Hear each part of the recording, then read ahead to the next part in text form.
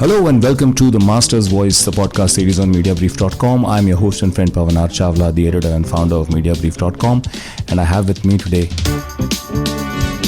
someone who has an amazing trajectory in career. Let me just quickly give you some high points.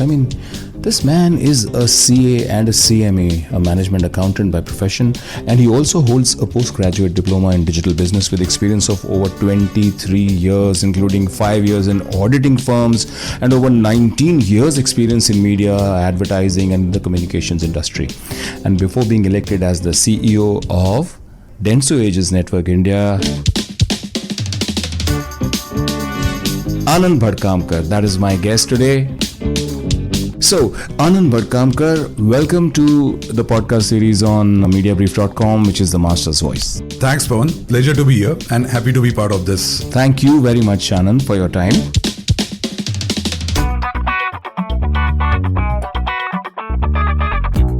So as I was saying, before being elected as CEO of Dentsu Aegis Network, and Anand, I'm saying this for some few youngsters who might be starting in the industry who might not know too much about you. So, before Anand was elected as CEO of DAN or the Dentsu Aegis Network India, he was with the network as CFO South Asia and COO India. He's also a member of the Dentsu Aegis Network India Executive Board and the Greater South Executive Board. He's played a major role in building Dentsu Aegis Network India from a setup of 64 employees in 2 cities way back in 2008 to what it is today, more than 3,700 employees in 9 cities with more than 23 brands in the group, and now the second largest advertising and marketing communications group in India. So congratulations, Anand. This has been an amazing journey for you. My first question to you begins with a bit of an observation. You all describe yourself in India as the number 2 agency group in India, which is correct, of course, and this is in terms of numbers. So, what are the strengths of Dentsu Aegis Network, which is a solid cluster of mutually complementing and supplementing strong brand names that together constitute the holistic DAN offering, right? So, what has the growth of the Dentsu Aegis Network been like over the past decade in India? How it reached there rankings-wise to become the number 2 agency group in India? When we started in India, as you said earlier, we were around 60 odd employees in 2008. And when we started that time, there were already WPP in the market, IPG in the market for almost 90 years to 100 years. So we started in a way sort of at a position where we had to compete with networks who were already in the market. So when we started, we had identified that where the strength or where the opportunity lied was on digital. So we started focusing on digital and out of home as our focus areas. And so that vision was purely first as the differentiator and not probably as something that held great value in the future. It definitely was when Ashish Vasin, when he was the CEO at that point of time, right? So when we started working on growing Aegis Media at that point of time into the market, he also spotted that opportunity because digital was growing in the market, but other networks were not focusing so much on digital as the growth area or the growth engine. At that point of time, digital was around 3 to 4% of the total advertising spends. But that's when we as a network identified that that's where the focus is, the future lies in digital. And when others were not focusing so much on investing in digital, we started investing more on digital beyond print and TV, because print and TV, the players were already very strong, and competing with them at that point of time when we were almost like a startup. So fighting with people who were there in the market or in the network for last 80 to 100 years. So we started saying that where's the new area coming in, where's the growth potential. That's where we went and started focusing on. So we started that journey with a lot of focus on digital, and that's something which has worked very well for us. Now, over the last 10 to 11 years, from where we were in 2008 with around 60 odd employees to today in 2020, we have around 3,700 plus employees, around 3,800 employees. And almost half of them, more than 2,000, are in digital. And our revenues, if I have to speak about, almost 50% of our revenues come through digital. So that's something which has helped us over the last 11 years as we have grown. And we have grown at the CAGR of almost 36% year on year. 36%. 6%. Yeah. So that's something which has held us in good stead.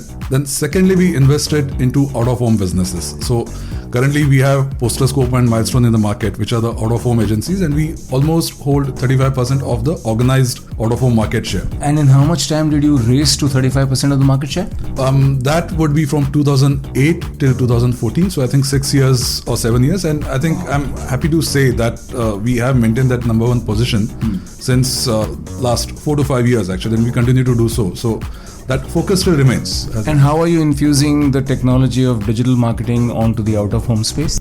What we have in out-of-home, like Posterscope and Milestone, we have our monitoring tools. We have tools which are developed, which are fused with Google data. Okay. And where our internal team has created the database in which the sites, your hoardings or billboards across the country, they are sort of mapped, they are geotagged. And at any point of time, the team is able to pinpoint to the clients when the campaign is up, whether the hoarding is up there, what is the size of the hoarding, how it's appearing. So that's something which our team has done quite aggressively. Okay. And in a way, it's automated and quite detailed.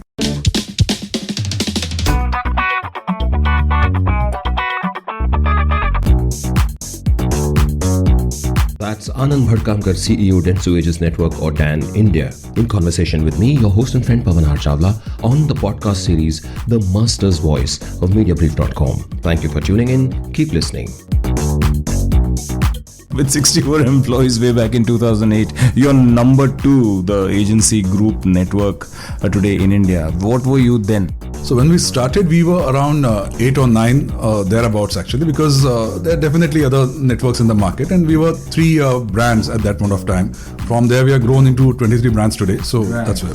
And how hopefully do you plan to take DAN ahead in India? So our ambition still remains. We have been growing faster than market. So as we look forward to next year or year after that also, our clear focus is growing faster than market and keep that growth momentum moving on. And from there, lead towards, like we have grown from 60 to 3,700 odd employees today. So more than that, growing on capabilities, growing on our strengths, and developing on strength which we have today in digital, just keep on strengthening more and more towards that, and our other capabilities in the market. So keep that growth momentum growing. That's the only mantra which we are looking at. The aim is ultimately to reach the top, but that's where we'll be working on. And you also played a key role in acquisition and integration of entities in DAN India and Sri Lanka. So you're still actively involved in identification and negotiations with potential acquisition prospects, right? How many such acquisitions so far have you made in India? You know, DAN in India has grown through a lot of smart acquisitions that it has made, and you've been instrumental in those across various small agencies. Why small agencies, and how do you assess such potential acquirees, if I may use that word? So acquisition definitely remains as a key strategy for us. DAN in India as well as globally has developed or grown on the back of acquisitions as well.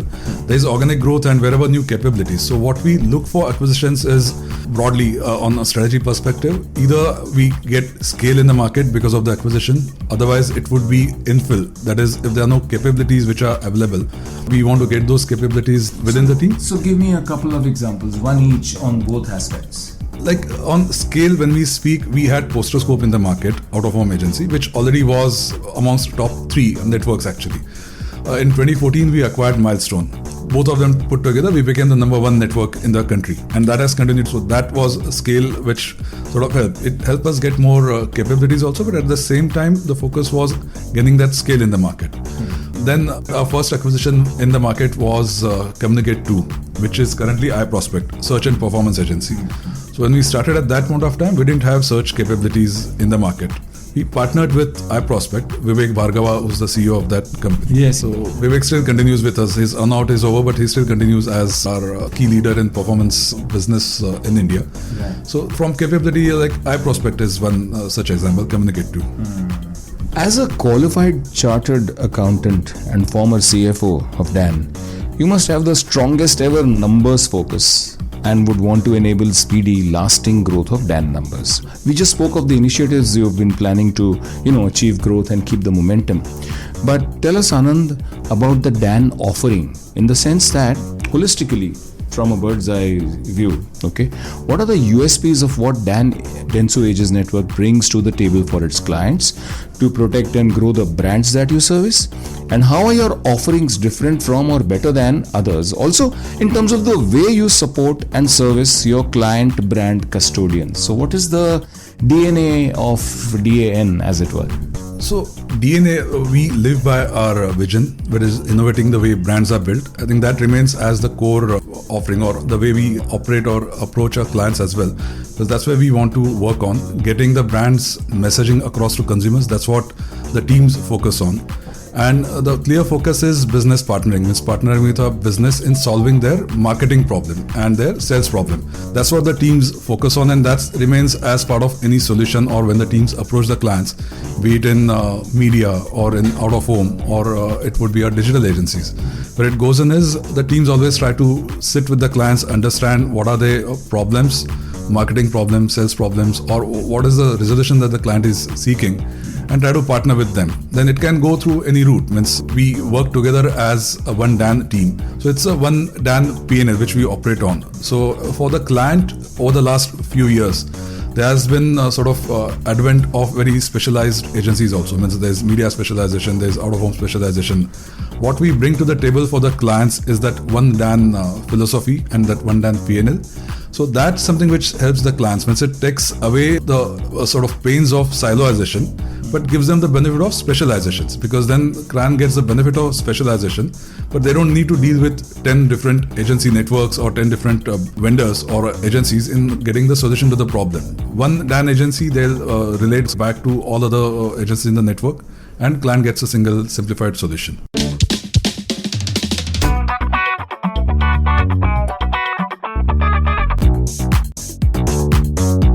That's Anand Bhadkamkar, CEO, Dentsu Aegis Network or DAN India, in conversation with me, your host and friend Pavan R Chawla, on the podcast series, The Master's Voice of Mediabrief.com. Thank you for tuning in. Keep listening.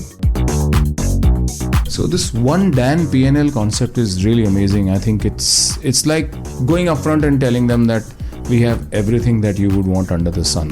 Where did this idea come from? This iteration of this idea, and really branding itself, because what it does therefore is just tells people with a nice brand name that we are completely holistic and we give you everything. We cover all bases. So whose idea was it, or how did it come up and how has it helped you? So it partly was definitely out of necessity as well. As I said, when we started off, we were quite young, we were quite small. And so when we were going out to the market, we always were going together as, or our teams, the CEOs at that time used to go to market. It was like a hungry pack of wolves, right? So you want to go out in the market and service a client, you would want to give your best shot. Even that's what the teams do now also. And for that, the one DAN concept, it's actually in the global DAN DNA as well. That's how it comes in, that providing that holistic solution to the client. What is the client's business problem, and try to get that back to them. And one P&L concept which sells it, because then the teams are not disincentivized or not focused on not providing that simple solution to the client or single solution to the client. Great. So let's dovetail all of this into your single iteration of the ideal client-agency relationship. How would you describe that? What should it be like? So client-agency relationship, actually Ashish says that very well. It's like a marriage actually. Right? It would be a sort of love and hate also which goes on. But ultimately when the objectives are clear and there's clarity in the relationship, and then you're very clear with what you want out of that, I think that sort of works together. Agency knows what the client wants and is providing those solutions and being upfront and transparent with the client. I think and more than wants, perhaps needs. That's right. I think that's a better word actually. The needs of the client and how we are able to provide that solution. Yeah. And transparency, that becomes quite critical component, because whatever is required by the client, how you are able to provide that and bring that onto the table upfront and being very clear about that. So and it'll be very healthy, I think, if an agency has the kind of rapport with the client of mutual trust and faith, that suppose I'm the agency and you're my client, I tell you that, look, normally what happens is under promise and over deliver sometimes. But if you want to try something which is totally out of the box and you want to tell your client, look, I want to try this. It may not work, but if it works, it's going to really blow us out of the water very positively. And if I have the guts, I will only have the guts to tell you that if I have the relationship with you. So how much of that aspect along with the digital gets into the training of your new people and even those who've been in the system for some time? So we are in the people business. Our asset is only people. There's nothing else which is there. So training plays a critical role. We do carry out a lot of trainings across brands, but having said that, still there's a lot which we can do for training for our employees, because the things are evolving so fast. New developments coming in, the transformation happening in the market. So we do have training which goes brand by brand for the employees, for the new joinees, what are the ways of working of Dan, our policies, our procedures, and how we engage. And the training modules are run across for, there are online training modules which we carry out. Then there are workshops which get developed for client-facing employees, helping them doing that. But still, as I said, lot to do in that, and we are working on that in the current year as well as we take it forward. So do you think the quality of the digital talent that's available today outside how is it? What do you think of it? So talent in India, I think that's one of the best in the market in the sense globally. So what you would find as talent available or our staff, be it in Dan or across the industry actually in Indian market, I think that's equal to or better than anything that you'll find anywhere globally as well. So there's ample talent available, but at the same time, at times the right talent at right time, that you might have a challenge with. So getting that right talent at right time, I think that becomes a challenge. And there's a lot of opportunity for talent also. Means from digital perspective, it's us and the digital business, but then there's other competition from talent perspective, because there are opportunities in your software companies or elsewhere. So those tech companies, so that comes in. So there's ample talent, but that right talent, right time, I think that's the key thing which you at times struggle with. Yeah. And is there a concept of reverse mentoring happening? Because, digital young mavericks, youngsters coming in and teaching others who've been around for a long time, senior people, age and position wise and experience wise, are assigned to one youngster to say, okay, young man, young lady, you will mentor this gentleman or this lady. So that mentoring thing also takes place. But what we have noticed actually in some of our CEOs, because the interaction with the young kids who join the business, right? So because their way of thinking is different. There are people who are in the industry for 15 years, 20 years, come with a different background. So the insights you get from these teams actually, they are completely different. And that's something which actually has helped our guys to sort of change the way of thinking also. Our Web Chutney Bangalore office, we had started with this program in which we had made an open offer kind of. The program was run for almost 6 to 7 months. We made it open offer that anybody of any age can sort of apply. It was sort of a mentorship program for internship program for 3 months each. Means you can, if you are in love with advertising or you like advertising, you can be anybody. You can be 20-year-old, you can be 60-year-old, you can be 30-year-old. Come there, come for mentorship. Our leaders in the Bangalore office of Web Chutney, they were working with them. And in a way, we had recruits at that time, bright ideas which came in. There were people with 20 years age, and there were 2-3 people with 38 years and for some 43 years who joined, and then we are with us for some time. So in a way, it's an open-ended. The market is opening up, so it's business of ideas. So it comes from anywhere, as long as you are clear with that we are in the business of ideas, and it's not sort of a domain of some person with 30 years experience and a person with 10 years experience can't tell him or her. That doesn't happen.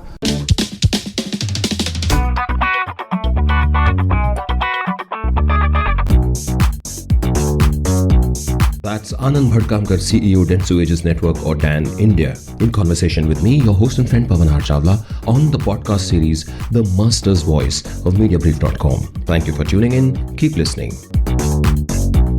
There's always a lot of talk about integrity and fair play, but one finds that missing, especially with brand custodians who call for a pitch, demand detailed ideas, and use them quietly. We've all seen this happen. I'm not generalizing, but it does happen more often than not, which is a very uncomfortable fact for the agencies that invest so much in creating ideas and then going and, with all sincerity and trust, presenting them to potential clients. And there are no signs of this abating. So in light of this, what is your view? Should agencies charge a pitch fee considering the amount of their most valuable resources led by time that they invest in creating a pitch? So this is something which is debated and sort of raised time and again. It's going on for a large number of years. We do believe that a pitch fee, or first up, recognition that agencies are putting in efforts and giving their ideas, and the confidentiality around protecting and respecting that idea, the IP of that. I think that's something which needs to be coming up quite clearly. So clients, now we have seen over the past few years, there is a change. There are a few clients who are paying the pitch fee also. So pitch fee wherever possible. I think that's something which we do encourage, or we do insist that if possible, the pitch fees should be paid. The pitch fee is actually, in a way, it's like a deterrent. Like if I come from a finance background, the controls, you would say they are preventive control and they are detective control, right? So detect controls are post-event, and prevent controls are you set in mechanism in which you don't allow the failure to happen. Right. So pitch fee actually is more reactive in that sense, because you are saying that I'll charge you a pitch fee, but then you're not touching the root cause, that I want the IP to be protected, right? That will take time to sort of get through. A lot of education, a lot of PR around that, and a lot of interaction between agencies and clients. Clients are aware of this and they are acknowledging this. And similarly, agencies also are working towards that. So huge improvement of what we were some 6-7 years back or 8 years back, but still some path to go. But definitely we're moving the right direction on that. Surely there should be a way of formalizing this. Do you feel that the industry bodies must mandate that all agencies, from the largest like y'all and Group M and the others, to the smallest across function and service areas, must be paid a pitch fee? If the major bodies, ad bodies were to mandate this, do you think that something like that should happen? So say in this, a mandate doesn't work in that sense, right? Because it's something which is a business call or a commercial call ultimately between the client and the agencies, and client also is asking for ideas, or he's not asking for something else, because that's something which needs to evolve as a process or maturity of the business. If you see the IP awareness, which you'll find in European markets or American markets, is very, very high.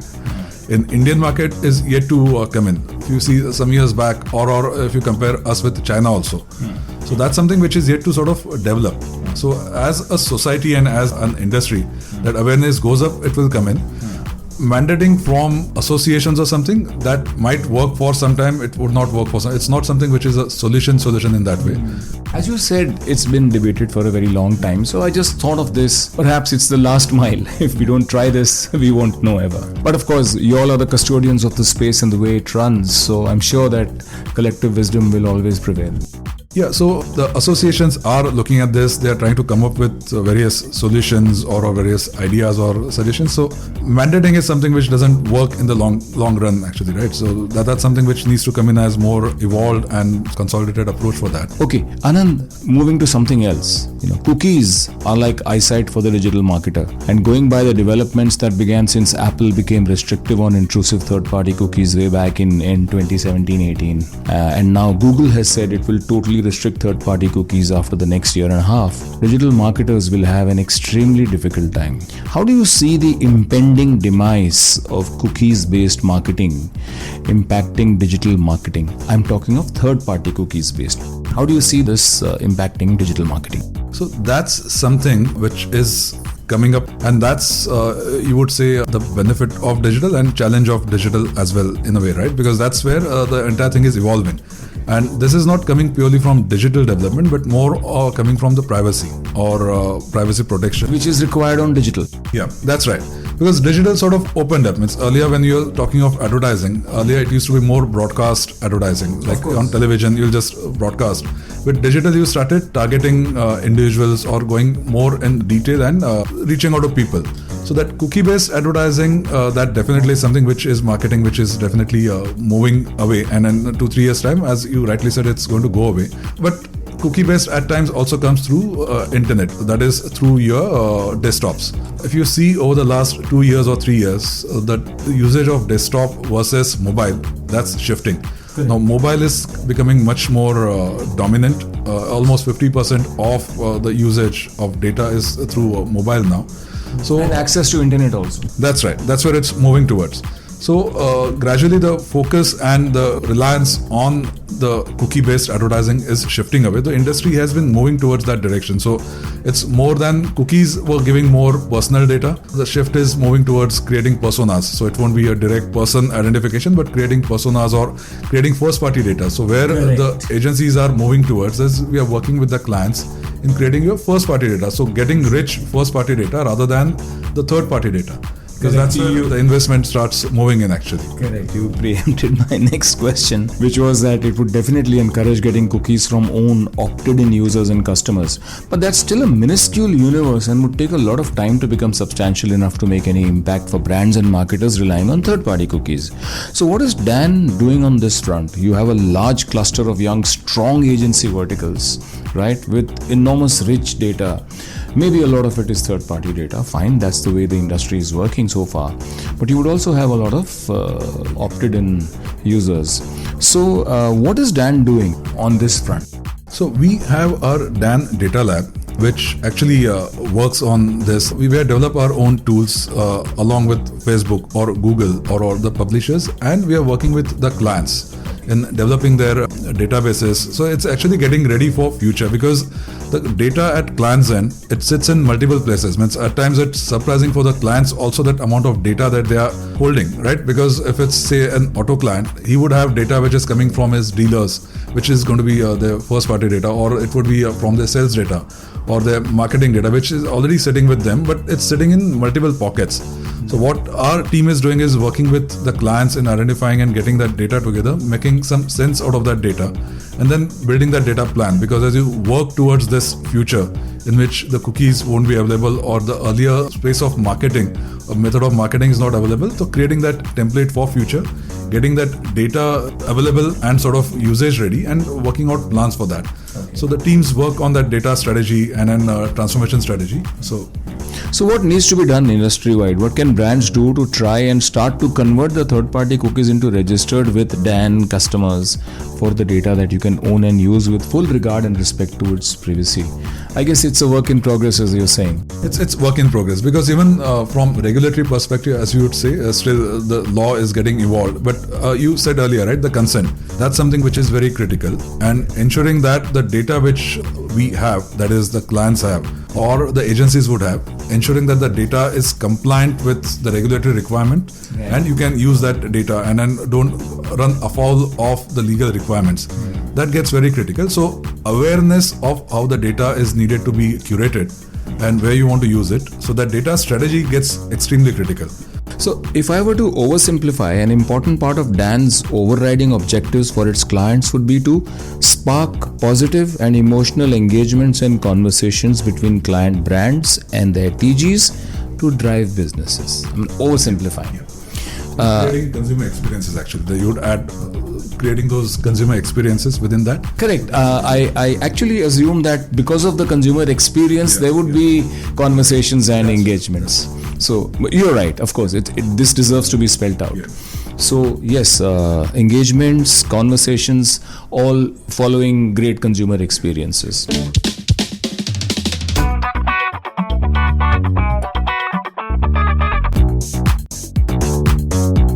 That's Anand Bhadkamkar, CEO, Dentsu Aegis Network or DAN India, in conversation with me, your host and friend Pavan R Chawla, on the podcast series The Master's Voice of Mediabrief.com. Thank you for tuning in. Keep listening.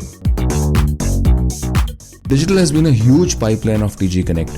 What are the most important digital trends you see shaping marketing and advertising in the first year of the new decade that's just begun?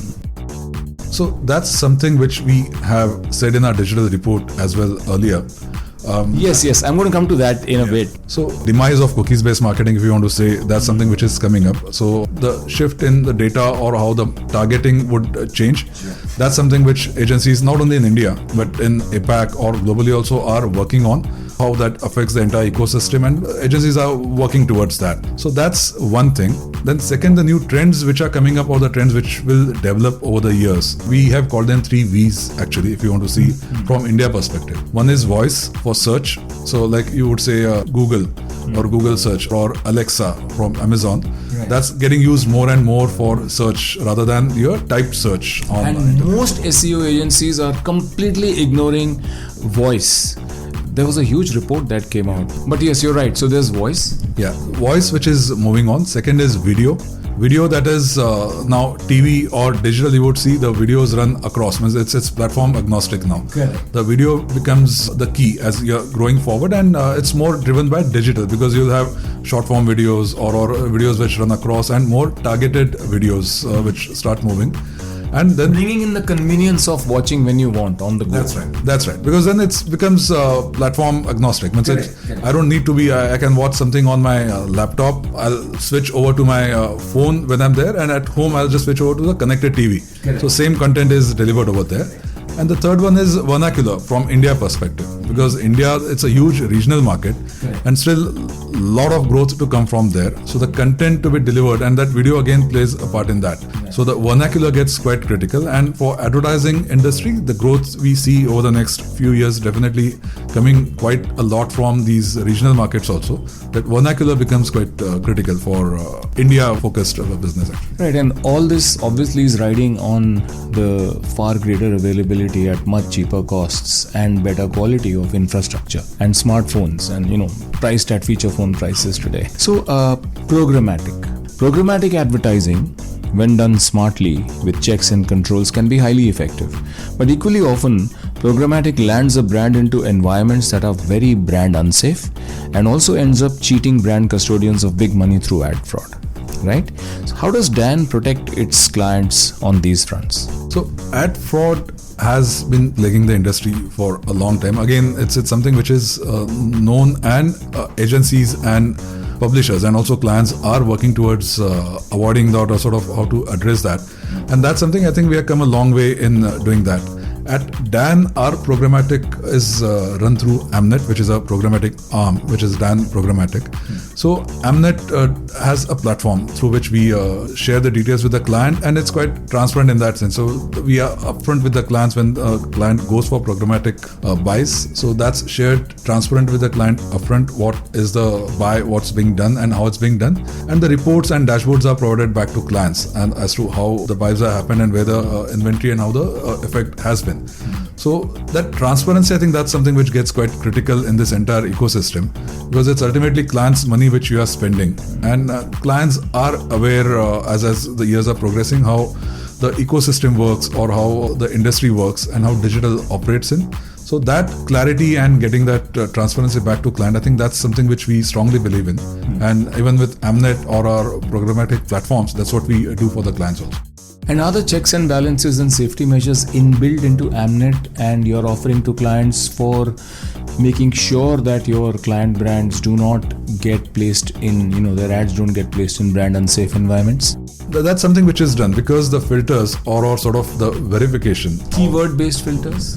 They also are there, and the others which the client would say that certain things I don't want to. Means if it's say a chocolate thing, they would only want kids to be there and nothing else to come onto that bit, right? So that's something which the teams work with the clients, which they need to sort of deliver across. And beyond that, always there's a check and cross-check which happens at our Amnet level. And even publishers as a system have ways and audit mechanisms in which they keep on checking and evolving from time to time, that any frauds or any sort of unwarranted details coming in, and if it droppages, I think that's something gets weeded out from time to time. Is the industry doing enough to fight both these menaces, brand unsafe environments and ad fraud? And what would you like done on this front? I know that you've mentioned that Dan and Amnet are doing a great job of this, and I'm sure they are. But, as an industry thought leader and an evangelist literally on the digital space in India, there's nobody who's done more than Dan to my mind when you look at the top 10. With due respect to all of them. So what would you like done on this front in the industry? So it's again more on awareness. We have taken huge steps, not only as Dan, but as industry, be it in India or globally as well. And Google, Facebook also lead that charge actually in that sense. It's both ways. Means Google, Facebook have faced huge heat over the past few years in what's happening on ad frauds, but that's something because digital will need to understand it's ultimately an open platform to an extent, right? Means there's no barrier on entry. Like on TV or print, you would say that it's very restricted. Digital, you can create content, you start coming on. So that's something which is open. So publishers keep on trying newer things or sort of trying to stay ahead of what is coming in as people with malevolent intent, you want to call it, or people creating frauds onto the system. So it's in a way a game of evolving how somebody with bad intent is trying to work on, and against that how you want to create a clean ecosystem going to the market. So programmatic in that sense actually has helped moving quite a lot towards that, because that became more automated, more structured, it's program driven. Wherever it gets program driven, that's where it starts moving in or clearing the things. So that I think is quite a big step. Great.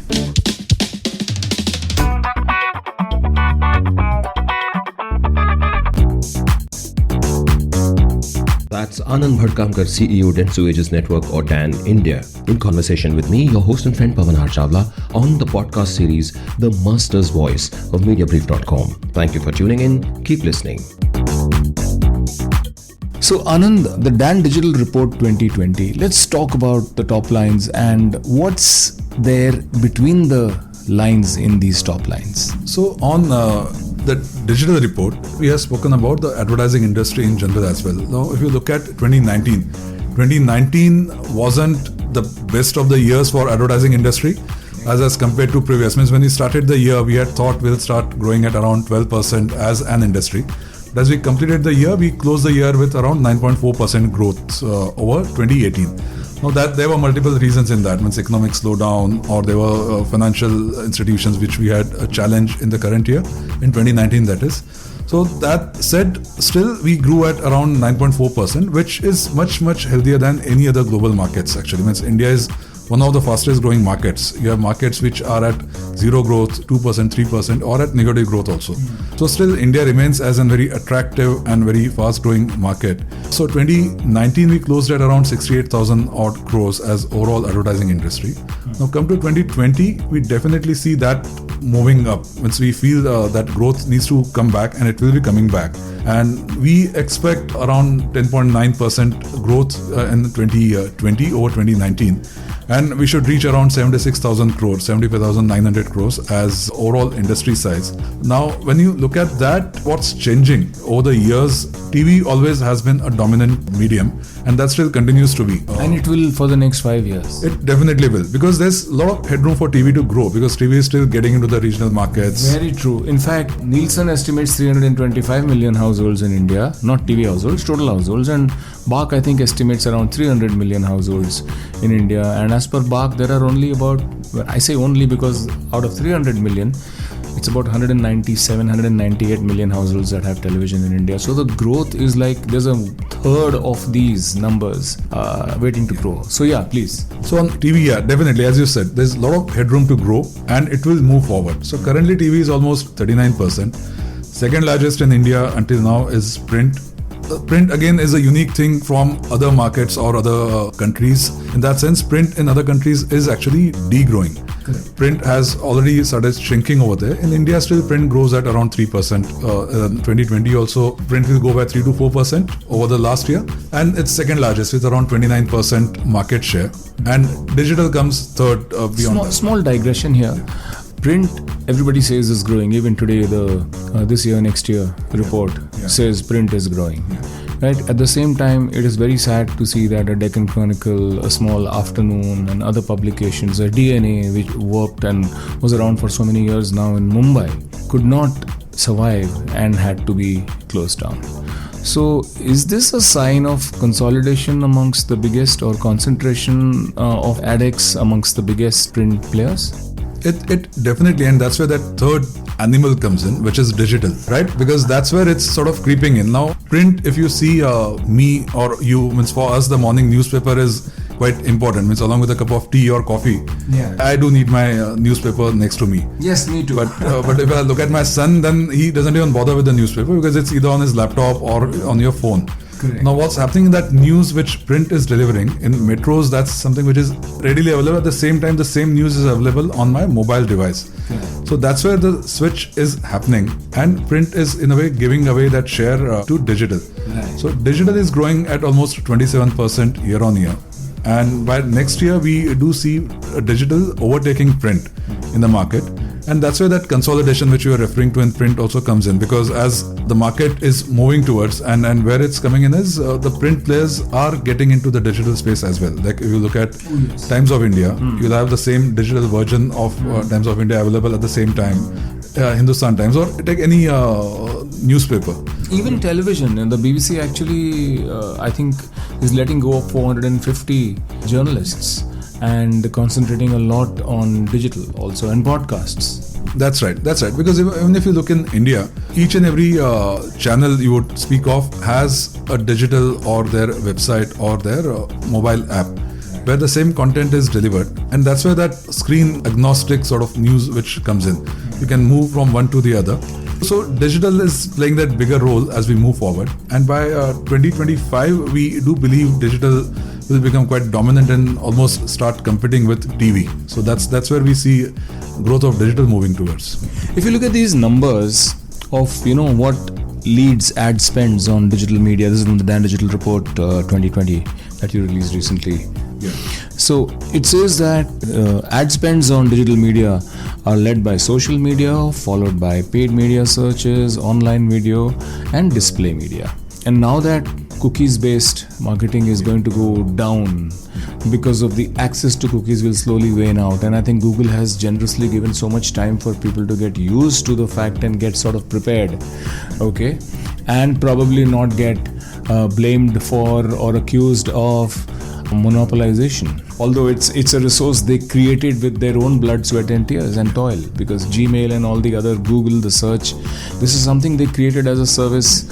Of course, there are more debates and discussions on whether Google is justified in displaying ads around content which they don't normally create themselves. So that's a different kettle of fish, and I wouldn't want you to comment on that. But cookies based marketing is its demise or its impending demise, again there could be a debate on that, is going to impact these. So what from this list of leaders in digital spending might sort of find a better set of numbers for itself in the next report? So social media definitely keeps on growing. The video will be, because see, on the back of this, there's another thing which the report talks about is the growth of mobile or evolution of mobile, right? So wherever the mobile consumption starts moving in, social media is a strong sort of growth engine through mobile. Yes. Yeah, so it comes through that.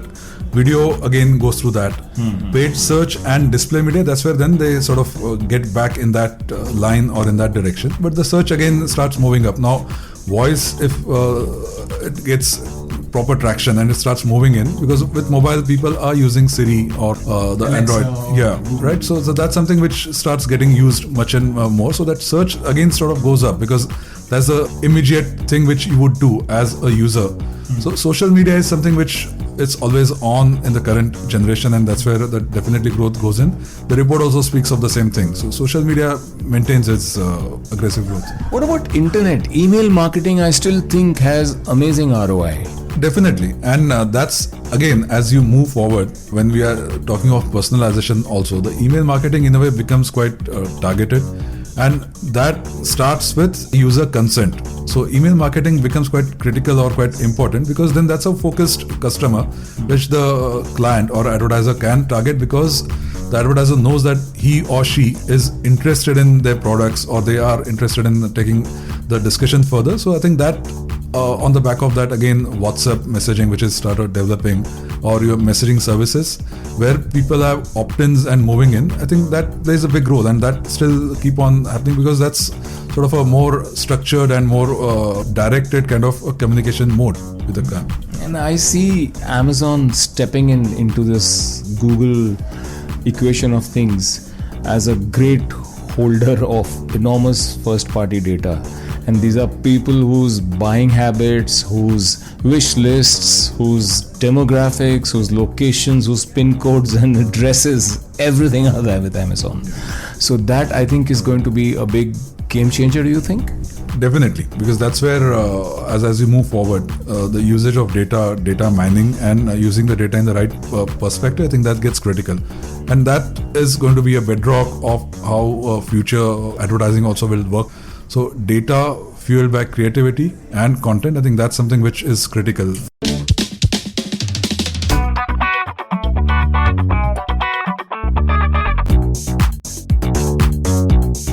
That's Anand Bhadkamkar, CEO, Dentsu Aegis Network or DAN India, in conversation with me, your host and friend Pavan R Chawla, on the podcast series The Master's Voice of Mediabrief.com. Thank you for tuning in. Keep listening. So Anand, we've spoken at length about a lot of things, and I would just like to get your overview on what are the main focus areas for you in the next year as far as DAN in India is concerned. So as I said earlier, one is definitely growth, growing faster than market. That still remains as focus. But equally important is the second aspect, which is the operational excellence or driving automation. We are in this developmental journey and also this transformative world, right? So getting consolidation working, bringing automation, getting the processes right, and standardizing the way of working, because that's something which is quite critical as we start digitizing all our operations at our end as well as the client's end. So that operational excellence is the second one which I'm focusing on for next year.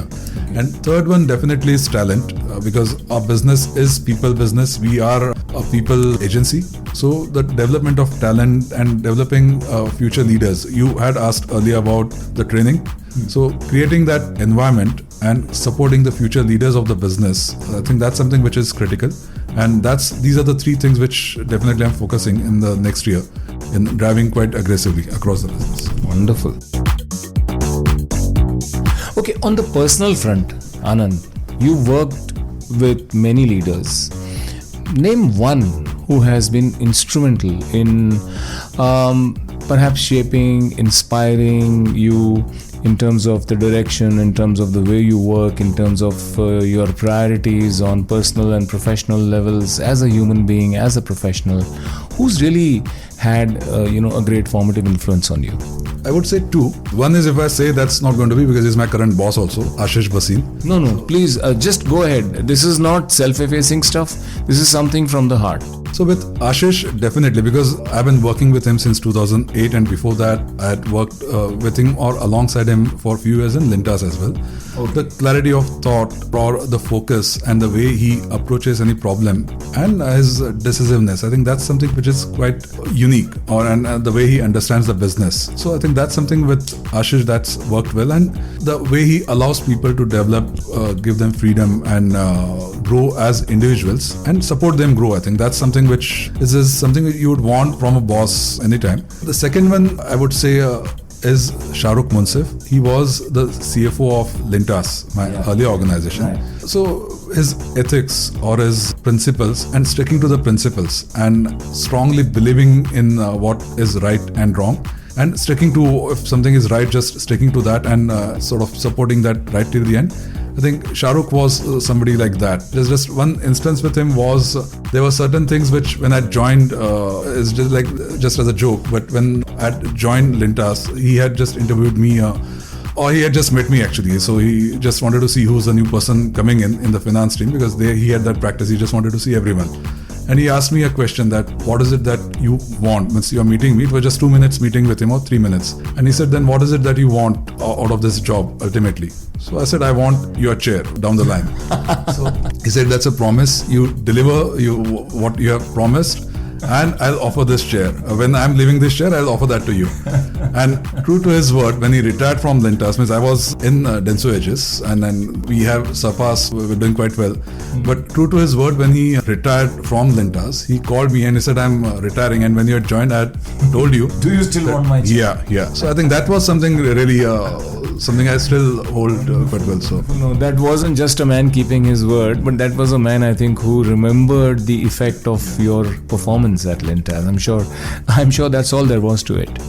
And how has Ashish been with you as a person?